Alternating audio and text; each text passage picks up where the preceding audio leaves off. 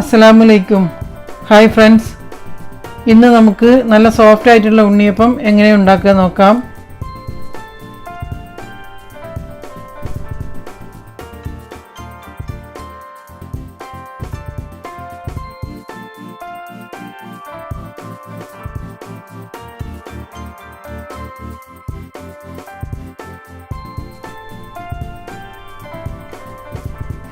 ഞാൻ 1 കപ്പ് അരിയുടെ അളവാണ് ഇവിടെ കാണിക്കുന്നത്.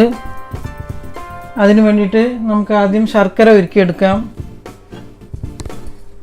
ഒരു പാൻ അടുപ്പിൽ വെച്ച് അതിലേക്ക് 150 ഗ്രാം ശർക്കര ഞാനിവിടെ ഇങ്ങനെ ചെറിയ കഷ്ണാക്കി വെച്ചിട്ടുണ്ട്. മധുരം നിങ്ങളുടെ ഇഷ്ടത്തിനനുസരിച്ച് കൂട്ടുകയോ കുറയ്ക്കുകയോ ചെയ്യാം. ഞാനിവിടെ എടുത്തിരിക്കുന്നത് 1 കപ്പ് അരിക്ക് 150 ഗ്രാം ശർക്കരയാണ്. അത് ഈ പാനിലേക്കിട്ട്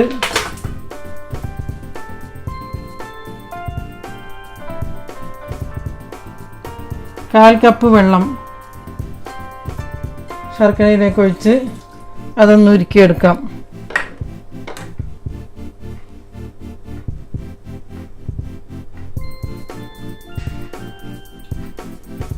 ശർക്കര ഉരുക്കി ഞാനിവിടെ ചെറിയ ചൂടോടുകൂടെ അരിച്ചെടുത്ത് വെച്ചിട്ടുണ്ട്. ഇനി ഉണ്ണിയപ്പത്തിന് വേണ്ട മാവ് അരച്ചെടുക്കാം. ഉണ്ണിയപ്പം ഉണ്ടാക്കാൻ വേണ്ടിയിട്ട് ഞാനിവിടെ ഉണങ്ങലരിയാണ് എടുത്തിരിക്കുന്നത്. പായസം റൈസ് എന്നൊക്കെ പറഞ്ഞ് കടകളിൽ വാങ്ങാൻ കിട്ടും. ഈ ഉണങ്ങലരി ഇന്നലെ രാത്രി നന്നായി കഴുകി ഞാൻ കുതിർത്ത് വെച്ചതാണ്. ഇന്ന് രാവിലെയാണ് ഇപ്പോൾ ഇത് അരച്ചെടുക്കുന്നത്. ഇതൊരു കപ്പ് അരിയാണ്. ഈ 1 കപ്പ് കുതിർത്ത അരി ഒരു മിക്സഡ് ബൗളിലേക്ക് ചേർക്കുക.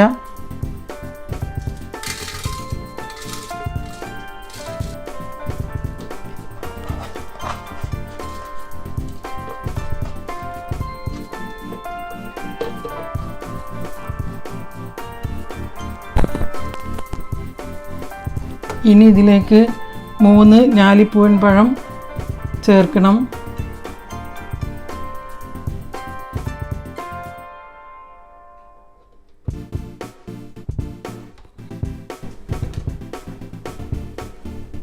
അതിനുശേഷം 1/4 കപ്പ് തേങ്ങ ചെറിയത് ചേർക്കുക.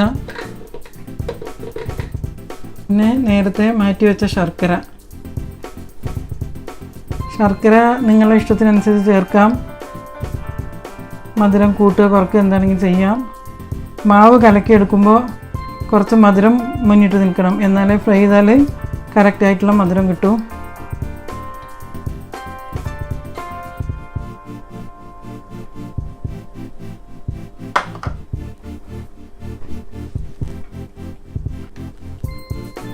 ഇനി ഇതിലേക്ക് 1 നുള്ള് ഉപ്പും കൂടി ചേർത്ത് നന്നായി അരച്ചെടുക്കുക.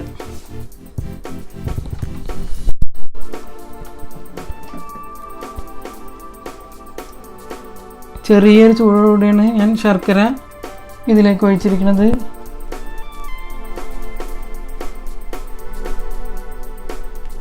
അരി ഞാനിതവിടെ അരച്ച് വെച്ചിട്ടുണ്ട്. ഇതരക്കുമ്പോൾ ശർക്കരപ്പാവ് കൂടാതെ 2 ടേബിൾ സ്പൂൺ വെള്ളം കൂടി ഇതിലേക്ക് ചേർത്തിരുന്നു.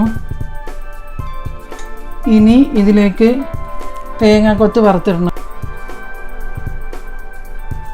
അതിന് വേണ്ടി ഒരു പാൻ ചൂടാക്കി അതിലേക്ക് 1 ടേബിൾ സ്പൂൺ നെയ്യ് ഒഴിച്ചു കൊടുക്കുക.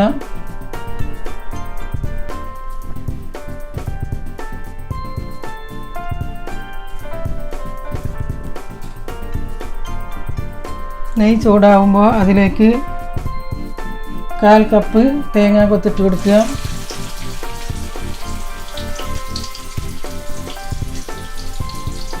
എന്നിട്ട് നന്നായി ഒന്ന് വറുത്തെടുക്കുക.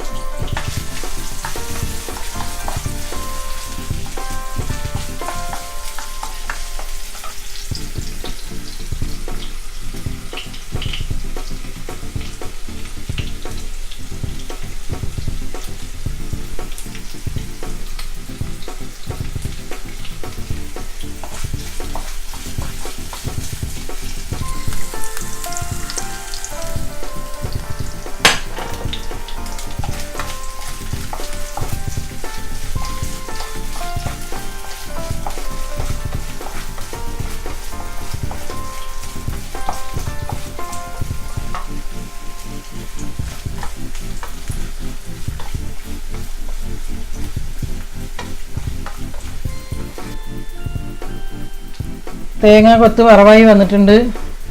ഇനി ഫ്ലെയിം ഓഫ് ചെയ്യാം.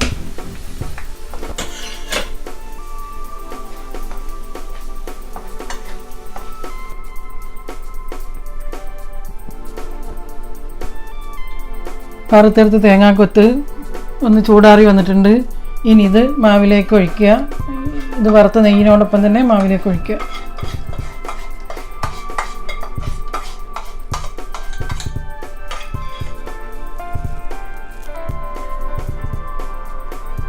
ഇനി ഇതിലേക്ക് 1/2 ടീസ്പൂൺ ഏലക്കാപ്പൊടി ചേർക്കുക.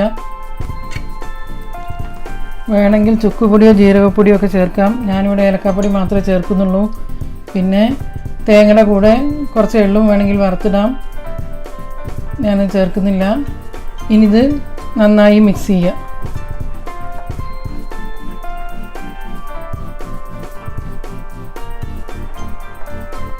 ഞാൻ നല്ല കറുത്ത ശർക്കരയാണ് ചേർത്തിരിക്കുന്നത്. അതുകൊണ്ടാണ് ഇതിൻ്റെ കളർ ഇങ്ങനെ.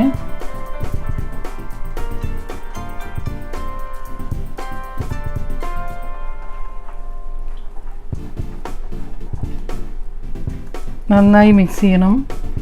പിന്നെ അരി ഞാൻ ചെറിയൊരു തരിയോട് കൂടെ തന്നെയാണ് അരച്ചെടുത്തിരിക്കുന്നത്. ചെറിയ തരി, കൂടുതൽ തരി വേണ്ട. ഇനി മാവ് ഇങ്ങനെ മിക്സ് ചെയ്ത് ഒരു 3-4 മണിക്കൂർ വെക്കുകയാണെങ്കിൽ നല്ലതാണ്. ഇപ്പോൾ മാവ് കലക്കി വെച്ചിട്ട് 3 മണിക്കൂർ കഴിഞ്ഞിട്ടുണ്ട്. ഇനി ഇത് ചുട്ടെടുക്കാം. അതിനു വേണ്ടി ഞാനിവിടെ ഒരു കുഴിയപ്പച്ചട്ടിയിൽ എണ്ണ ഒഴിച്ച് ചൂടാക്കാൻ വെച്ചിട്ടുണ്ട്.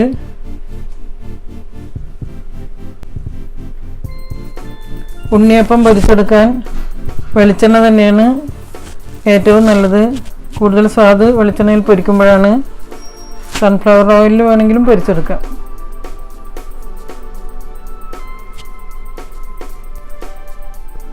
ഇപ്പോൾ ഇവിടെ എണ്ണ ചൂടായി വന്നിട്ടുണ്ട്. ഇനി ഫ്ലെയിം ഒന്ന് കുറച്ച് ഓരോ കുഴിയിലേക്കും മാവ് ഒഴിച്ചു കൊടുക്കാം.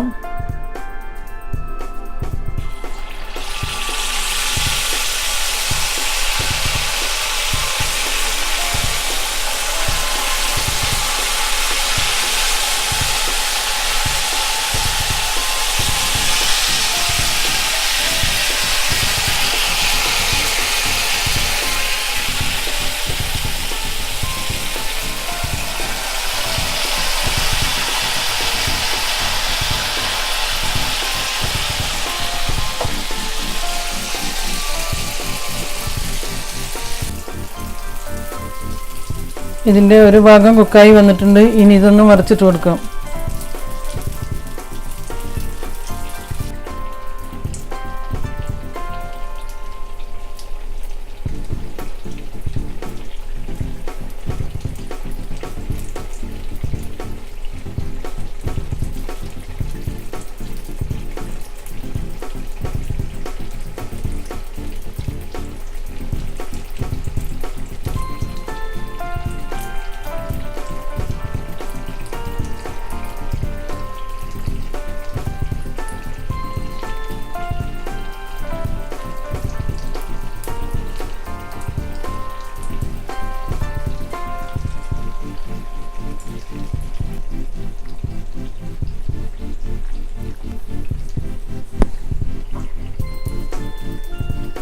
ഉണ്ണിയപ്പം കുക്കായി വന്നിട്ടുണ്ട്. ഇനി എണ്ണയിൽ നിന്ന് മാറ്റാം.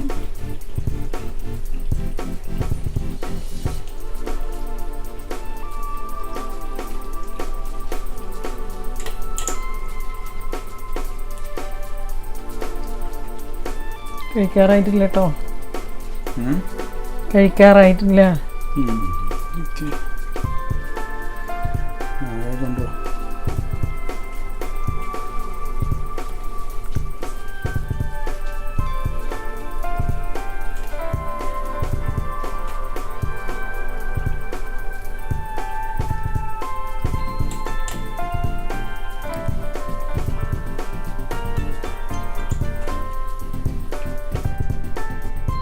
വീണ്ടും ഓരോ കുഴിയിലേക്ക് മാവ് ഒഴിച്ച് കൊടുക്കുക.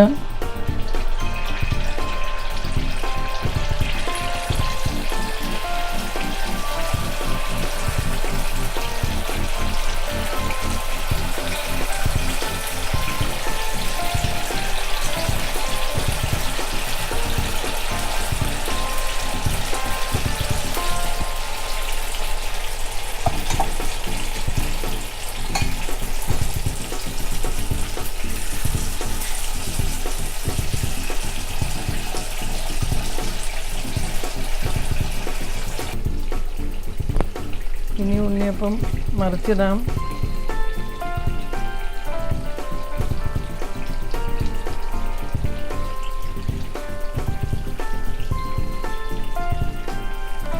ഒരു മീഡിയം ഫ്ലെയിമിലാണ് ഇത് ഫ്രൈ ചെയ്തെടുക്കുന്നത്.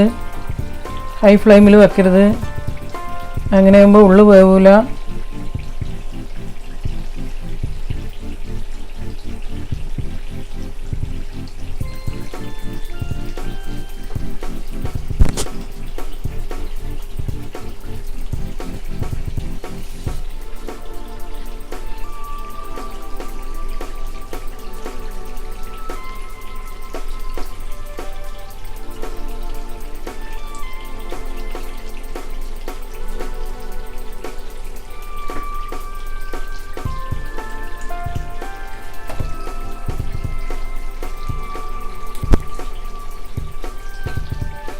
ഉണ്ണിയപ്പം കുക്കായി വന്നിട്ടുണ്ട്. ഇനി എണ്ണയിൽ നിന്ന് മാറ്റാം.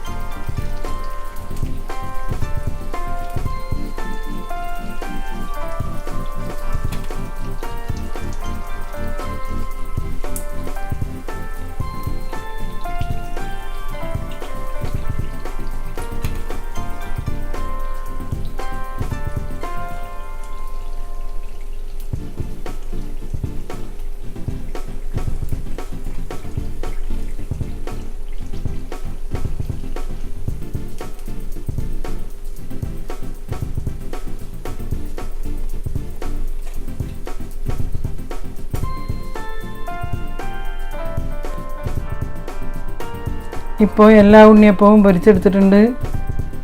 ഇനി ഇതൊന്ന് ചെറുതായി തണുത്തതിന് ശേഷം ഞാൻ നിങ്ങളെ മുറിച്ച് കാണിക്കാം.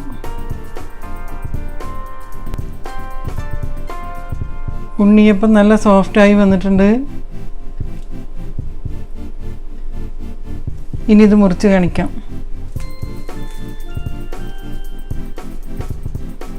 ഇതിൻ്റെ ഉള്ളു കണ്ടോ, നല്ലോണം വെന്തിട്ടുണ്ട്.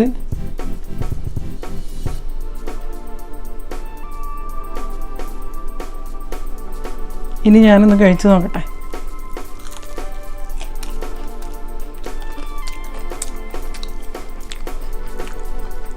നല്ല സ്വാദായിട്ടുണ്ട്.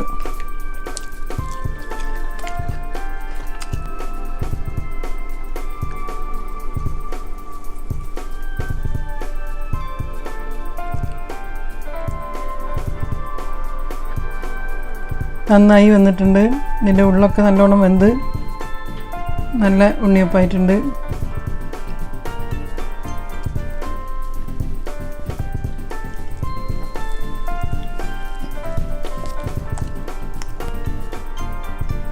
ഇക്ക കഴിക്കാൻ വെയിറ്റ് ചെയ്യുന്നുണ്ട്. ഞാനിത് സെർവ് ചെയ്യട്ടെ.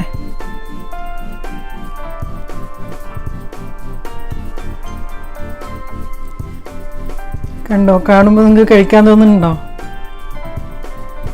ഈ റെസിപ്പി നിങ്ങൾക്ക് ഇഷ്ടമായാൽ ഷെയർ ചെയ്യാനും ലൈക്ക് ചെയ്യാനും കമൻറ്റ് ചെയ്യാനും മറക്കരുത്.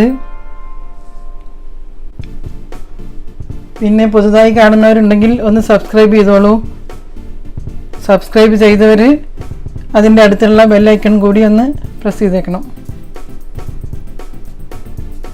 ഇൻഷാ അല്ലാഹ് മറ്റൊരു റെസിപ്പിയുമായി വീണ്ടും വരാം. Thank you.